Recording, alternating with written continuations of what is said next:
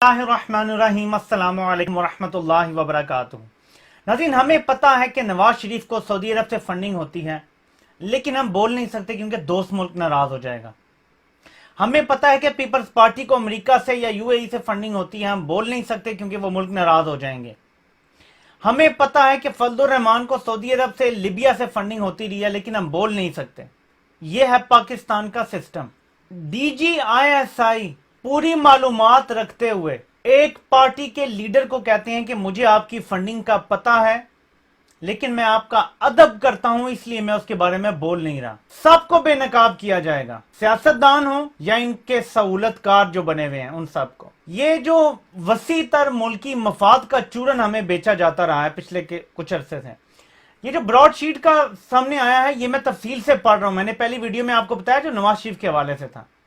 मैं इस पर 2-3 और वीडियोस करूंगा इंशाल्लाह ताला, लेकिन अब भी जो वीडियो मैं कर रहा हूं ये बड़ी इंपॉर्टेंट है। लेकिन पहले आप ये सुन लें ताकि आपको पता चले कि हमारे मुल्क के साथ होता क्या रहा है। ये पहले सुन लें, मेरी तकलीफ का आपको पता चलेगी। जब से मैंने सुनी, मैं बार बार सुन रहा हूं और मेरा जो है ना ब्लड प्रेशर हाई हो रहा है ये सुन सुन के कि मुल्क के, और इमरान खान क्यों कहते हैं कि ISI को सब पता होता है, इस वजह से कहते हैं। ये सुने जरा, आपको पता।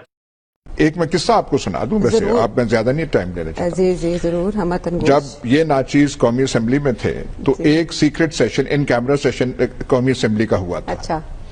जिसमें तब के DGISI पाशा साहब जी जी को कहा गया था कि ब्रीफिंग दें पार्लियामेंटेरियंस को। जॉइंट सेशन था। Very right. वहां पे मौलाना फजल रहमान हस्बे रवायत, हस्बे आदत चढ़ गए। ये पाशा साहब आए, मैंने तब उस दिन देखा कि मुकर्रर बड़े पाए के थे। अच्छा। उन्होंने कहा मैं चुप हूं, कुछ कहना नहीं चाहता। अच्छा। मैं लिबिया का नाम नहीं लेना चाहता, वहां के फंड्स का जिक्र नहीं करना चाहता जी। और अगर नहीं कर रहा कोई और वजह नहीं है, हद्दे अदब है। उसके बाद किसी मौलाना साहब के लबों से कोई एक लफ्ज भी निकला हो, मेरे साथ जो है, मैंने उनसे आप ये गवाही ले लें, एक लफ्ज, उसके बाद पूरा सेशन पता नहीं कितने घंटे वो रात। तो आप अगर वो करें तो ये सारी सियासी पार्टी फारुग होती है। जब फारुग हो तो कौन आए।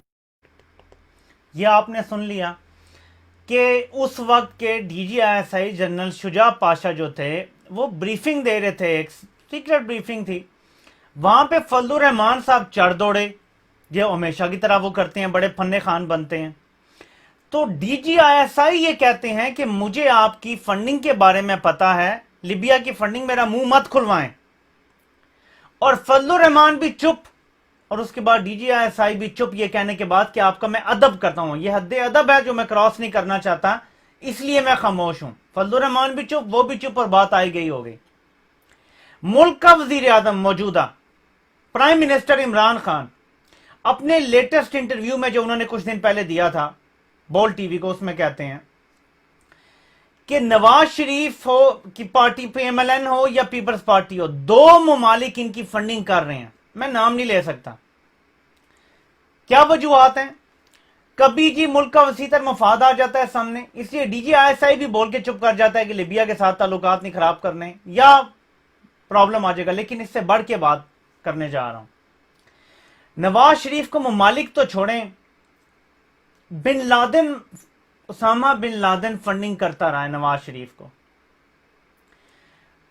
हर बंदा इस पे बात करता है, लेकिन अब इस पर केस क्यों नहीं चल सकता इस पार्टी पे, और क्यों नहीं इन्वेस्टिगेशन हो सकती? यहां भी वसीतर मुल्की मफाद है कि जी फिर होगा पाकिस्तान जी फंडिंग लेता रहा है, फिर जी सो कॉल्ड दुनिया का सबसे बड़ा जो दहशतगर्द डिक्लेयर हुआ था उससे पैसे लेते रहे, यानी बिल आखिर पाकिस्तान ग्रे लिस्ट और ब्लैक लिस्ट में जाएगा। यानी हम उन सियासतदानों को पाल रहे हैं पाकिस्तान में, उन लोगों को जो फंडिंग भी लेते हैं बैरूनी। और आज बड़ा जबरदस्त सवाल उठाया बैठे हुए एक प्रोग्राम में, नून लीग और पीपल्स पार्टी के लोगों ने बड़ा जबरदस्त सवाल उठाया फॉरेन फंडिंग के हवाले से कि अगर तहरीके इंसाफ फंडिंग ले रही है, इसराइल से ले रही है, भारत से ले रही है, तो उनसे फंडिंग लेके कुछ पाकिस्तान के खिलाफ ही करेंगे ना, ये उनका कहना है। तो अब अगर हम सवाल करें कि अमेरिका से फंडिंग, सऊदी अरब से फंडिंग, लिबिया से फंडिंग, तो आप क्या उनको सर्व करते रहे? क्या इसी फंडिंग की वजह से कभी हमारी गैस पाइपलाइन जो हमें सस्ती गैस मिल सकती है वो नहीं मिल रही? क्या यही वजह है कि तेल की जो हम एक्सप्लोरेशन है वो नहीं करते? 5 साल पूरे नून लीग के दौर में एक जगह भी तेल और गैस ढूंढने की कोशिश नहीं की गई, कोई नया ठेका नहीं दिया गया। क्या ये उन्हीं अरब ममालिक की वजह से जो अपनी मोनोपोली कायम रखना चाहते हैं और नहीं चाहते कि पाकिस्तान को कहीं भी ऑनशोर या ऑफशोर को हमें मिल जाएं, जखायर मिल जाएं गैस और तेल के? ये सब सवालात हैं हमारे। पाकिस्तान को बनाना रिपब्लिक की तरह एनी मोर नहीं चलाया जा सकता। अवाम को शऊर आ चुका है, अवाम को जुबान मिल चुकी है। करें, मैं सिर्फ यहां ये स्टैब्लिश करने की कोशिश कर रहा हूं कि प्राइम मिनिस्टर इमरान खान एक बात कई बार कह चुके हैं कि आईएसआई को सब पता होता है जब ये लूट मार करते हैं, और आईएसआई को यह भी पता है कि मैं लूट मार नहीं कर रहा, इसलिए मुझसे उन्हें कोई प्रॉब्लम नहीं है। जिसका ये दूसरा मतलब निकालते हैं कि आईएसआई आपके पीछे खड़ी है, फौज आपकी मदद कर रही। मदद नहीं। इमरान खान एक बात यहां पे स्टैब्लिश करने की कोशिश कर रहे हैं कि पता होता है इदारों को, जिसकी वजह से आपके इनके साथ हालात खराब होते हैं, क्योंकि वो जब अपनी आंखों के सामने कुछ होता देखते हैं और आइन के तहत वो कुछ नहीं कर सकते, तो आपके उनके साथ ताल्लुकात में कशीदगी आ जाती है। वो कम से कम आपके साथ गुड्डी गुड्डी नहीं खेल सकते। ये प्राइम मिनिस्टर स्टैब्लिश करने की कोशिश करते हैं जब ये बात करते हैं। लेकिन हम जरा एक स्टेप आगे बढ़ेंगे, क्योंकि मैं मुल्क का वज़ीर आज़म ना मैं ना आप, हम आम लोग हैं, आम बंदे बात कर रहे हैं। आईएसआई को जब सब पता होता है तो फिर इन चीजों पे पर्दे क्यों डाले जाते हैं? फिर नवाज शरीफ को डील दे के मुल्क से बाहर क्यों भेजा जाता है? एक दफा नहीं, 2 दफा। एक दफा डील करके बाहर भेजा जाता है, फिर वापस भी आने दिया जाता है डील करके। उस डील की कीमत आज हम $20 मिलियन की सूरत में अदा कर रहे हैं, और अभी मजीद हमें पैसे देने पड़ेंगे जो उनका खर्चा आया ब्रॉडशीट का। $20 मिलियन सिर्फ हमें एक नवाज शरीफ को एनआरओ देने की कीमत अदा करनी पड़ी है। हम सबको, हम टैक्स पेयर्स को, या जो ओवरसीज पाकिस्तानी बाहर से पैसा भेजते हैं अपने खून पसीने की कमाई, उन्होंने ये कीमत अदा की है। सवाल हम सब इदारों से ये कर रहे हैं, नैब से ये कर रहे हैं कि कब तक इन लोगों को पाला जाएगा? 35 साल नवाज शरीफ को पाला गया है, अब इसकी बेटी बाहर फिर रही है। मैं एक सिंपल एंड में रिक्वेस्ट करने जा रहा हूं, फजलुर रहमान का पता है ना आईएसआई को, वरना आईएसआई चीफ ना कहते, फंडिंग है ना, सामने लाएं, बैन लगवाएं उस जमात पे। पाकिस्तान के कानून के मुताबिक किसी मुल्क से आप फंडिंग नहीं ले सकते, यह पाकिस्तान का कानून है। एक तो है ना कि किसी कंपनी ने दे दिया, यह भी आपको मना है। गैर मुल्की कंपनी ने दे दिया, गैर मुल्की ने दे दिया, गैर पाकिस्तानी ने दे दिया, यह सब ममनू है।